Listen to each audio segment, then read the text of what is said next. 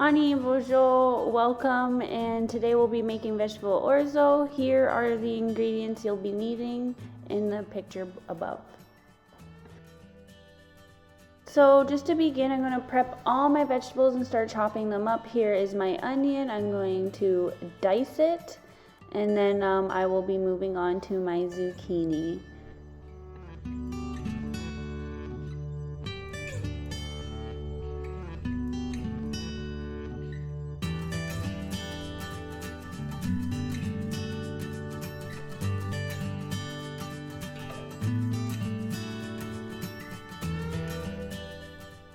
So we're just going to move on to our zucchini now that we set our onion aside. The recipe does call for a medium one. I'm using 2 small ones.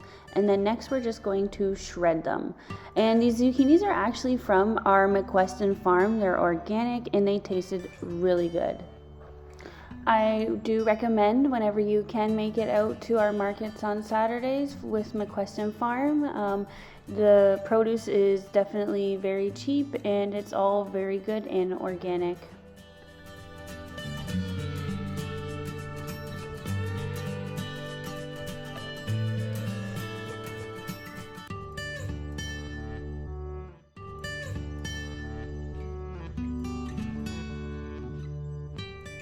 So we're going to turn the stove on to medium heat. You can use a saucepan or a pot. It's totally up to you. I did like using a pot. And now we're going to add 3 tablespoons of oil. I'm just eyeballing it here. And then we're going to let the oil heat up. And while it's heating, we're going to prep our tomatoes. So I'm just going to be cutting the tomatoes into quarters. And this is just to help it cook down quicker so we're not waiting such a long time. And I'm just putting them in a bowl aside and doing about a quart worth, which is what should be in your kit.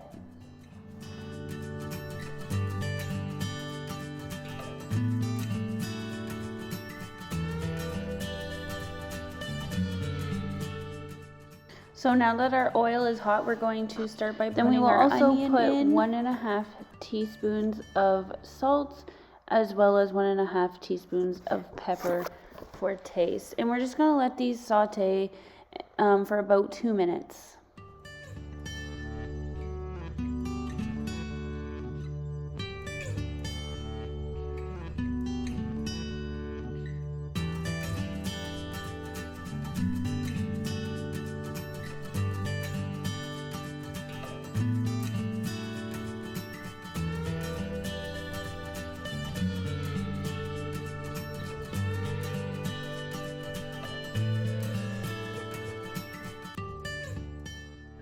So this is the kind of consistency you'd like your onions to be at. Just make sure you do keep stirring it and it's not sticking to the bottom. At this point, we will be adding in our zucchini. So now that our zucchini is in, we're going to keep continuing stirring, and we're also going to put our garlic in as well at this time. So just make sure you keep stirring it for 2 minutes. And then we'll come back. The recipe does call for 3 garlic cloves, and that's what we're going to put in next. I'm just going to put in 1 large tablespoon, which is almost equivalent to 3 cloves. So now just make sure you keep stirring, and while that is cooking, we're going to leave it in the pot for maybe 2 to 3 minutes. I'm going to prep the basil next.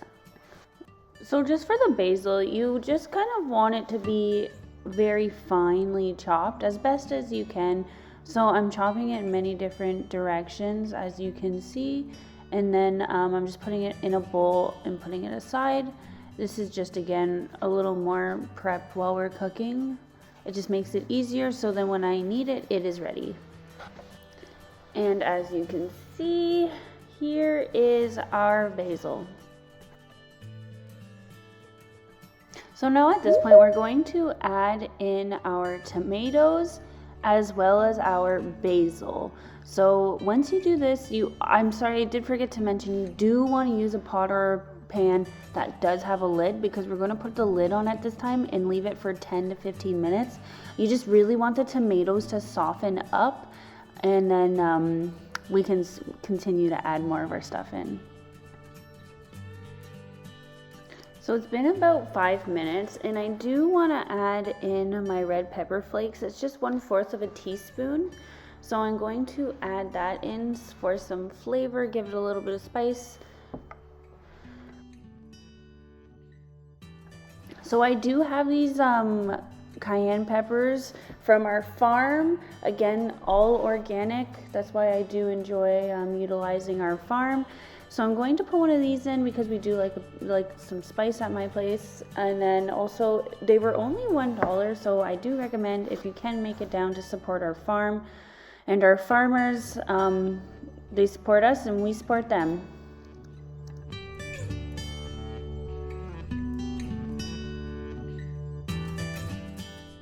So I'm just going to give it a good stir and then put the lid back on, and again leave it for another 10 minutes. So I do have my can of tomato paste here. I'm just opening up. The pot is quite ready for this. So I'm going to add 1 tablespoon in. Do feel free to add more if you would like. It's not going to change the recipe very much if you add 2 tablespoons in. It's just once you use 1 tablespoon, what are you going to do with the rest of the can, right? So feel free to, if you'd like to put some more in, by all means. So here's my tablespoon. Now that our tomato paste is in, we're going to continuously stirring it a bit here and there for 2 minutes.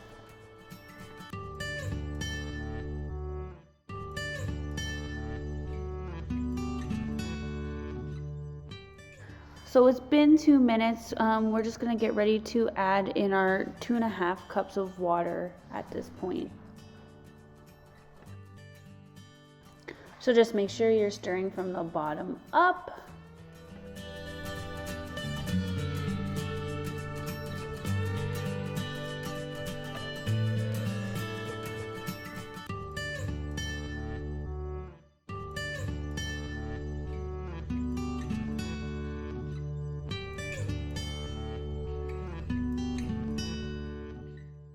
So at this point, I am just getting ready to add my Orzo in. It's 1 1/4 cup of Orzo.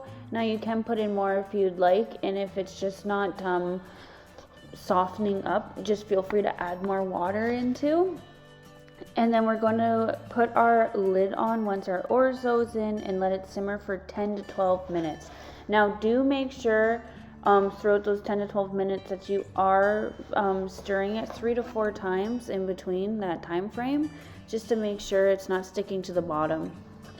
So our Orzo does look done, so I am just going to take it off the stove top. Here is our Orzo plated after it is all finished. I do recommend this recipe. I would say it is a good 10 out of 10. I did like it a little more spicier, and it did bring out a lot of flavor, that cayenne pepper. But I hope you did enjoy. Miigwech for listening, and enjoy.